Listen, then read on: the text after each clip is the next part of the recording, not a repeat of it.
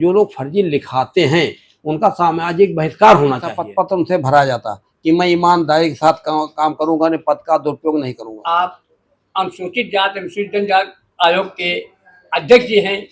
सबसे पहले सवाल ये उठता है कि इस आयोग के क्या कार्य हैं और इसका मुख्य उद्देश्य क्या है? अनुसूचित जाति जनजाति आयोग का गठन 1995 में हुआ था और इसका उद्देश्य है कि समाज में दबे कुचले और जो अनुसूचित जाति के व्यक्ति हैं उन पर जो हो रहे उत्पीड़न, जिनकी सुनवाई कोई नहीं कर पाता था, तो उसके लिए विशेष रूप से इस आयोग का गठन किया गया। यद्यप तमाम कानून हैं और जिले में अनुसूचित जाति के लिए सुनने के लिए पुलिस विभाग में भी एक प्रकोष्ठ है, लेकिन ये राजनीतिक तरीके से बनाया गया कि इसकी सुनवाई जब राजनेता करेगा तो अनुसूचित जाति के लोगों को न्याय मिल जाएगा। जी सर जी, एक बात और भी आती है कि फर्जी मुकदमे SC ST जो है एक्ट के कुछ लोग जो है सवर्णों के खिलाफ मुकदमा दर्ज पैसे की डिमांड रखते हैं, पैसे लेते हैं, इसकी आप रोकथाम कैसे कर पाएंगे? अब इसके लिए देखो समाज दोषी है, क्योंकि फर्जी मुकदमे लिखाना नहीं चाहिए लोगों को, लेकिन उसमें समाज दोषी इसलिए है कि ज़्यादातर तो दो सवर्ण जब आपस में लड़ते हैं तो एक अनुसूचित जाति को आगे हथियार बनाते हैं, एक उसको लेके खड़ा करते हैं कि तुम ये कह दो उनके खिलाफ, फिर दूसरा अनुसूचित जाति ढूंढता तो उनके खिलाफ दिखाते हैं। तो इस तरह के संज्ञान में मामले आए हैं कि फर्जी मुकदमे वहीं लिखे जाते हैं जहां सवर्ण लोग अनुसूचित जाति को हथियार बनाते हैं और अपने सवर्ण विरोधी को फंसाने के लिए, ये ज़्यादातर ऐसे पाए गए हैं। लेकिन फिर भी हम लोग जितना ध्यान में आता अगर फर्जी होते हैं सुनवाई के दौरान तो प्रयास करते हैं कि जो सच है उतना ही हो और हमारे आयोग से कोई निर्दोष फंसने न पाए, जो चाहे किसी भी जाति का हो। कुछ लोग जो है पेशेवर अपराधी कह लीजिए या पेशेवर कह लीजिए कि वो पैसे लेने के लिए जो है सवर्ण पर पैसे के लिए मुकदमे लिखाते हैं, इसके बारे में क्या कहना है? हाँ, ऐसे कुछ प्रकरण आए हैं जिन लोगों को हमने खारिज किया है और होता ये है कि कभी कभी फर्जी मुकदमे की तहरीरें दी जाती हैं। स्थानीय स्तर पर उस फर्जी मुकदमे को लिखाने के लिए गवाह भी मिल जाते हैं, ये भी समाज का दोष है।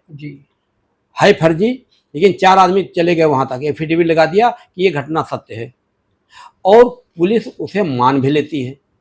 पुलिस को चाहिए कि वो उसकी जांच कर ले, झूठा है तो वहीं मुकदमा ना दर्ज हो और अगर पीड़ित का उत्पीड़न हुआ है तो बढ़ चढ़ करके मुकदमा लिखा जाना चाहिए, क्योंकि हमारा आयोग या समाज सबको न्याय की धारणा के साथ संविधान बना है।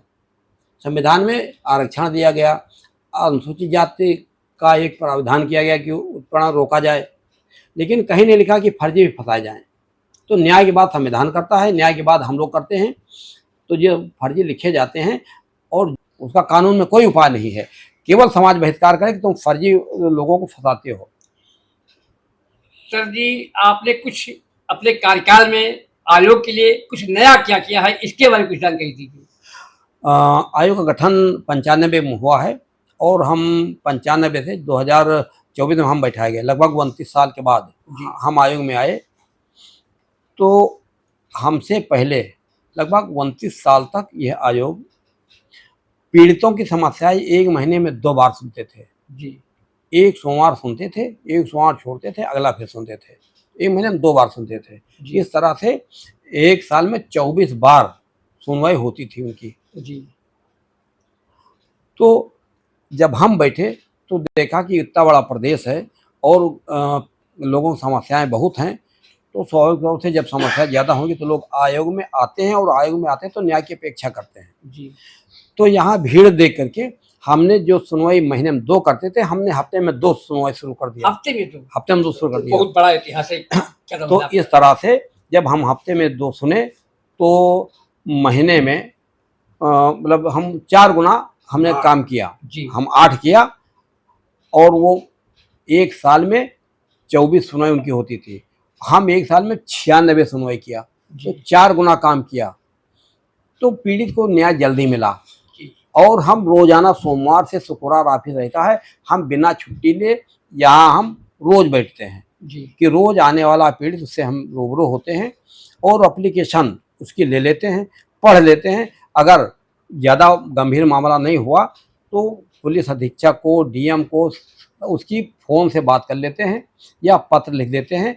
तो लगभग 60-70% मामले का समाधान उनका हम बैठ के यहीं कर देते हैं, उनको हम सुनवाई में नहीं लेते हैं। तो इसलिए नए मुकदमे यहाँ आए नहीं। और एक जब रोज़ाना बैठते हैं और या महीने में हम 8 सुनवाई करते हैं, तो पुराने पेंडिंग मुकदमे काफ़ी ख़त्म हो गए, बहुत थोड़े मुकदमे बचे हैं।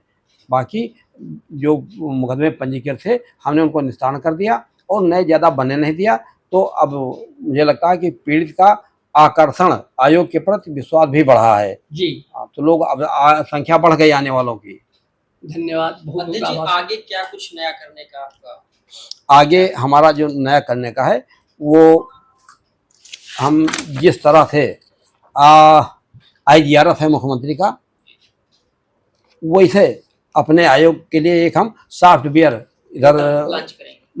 व्यवस्था हो रही, बातचीत हो गई है और उसका इंटरव्यू हो गया है, क्योंकि ये इसकी एक प्रक्रिया है अपनाने की, जेम पोर्टल की तरह होता है।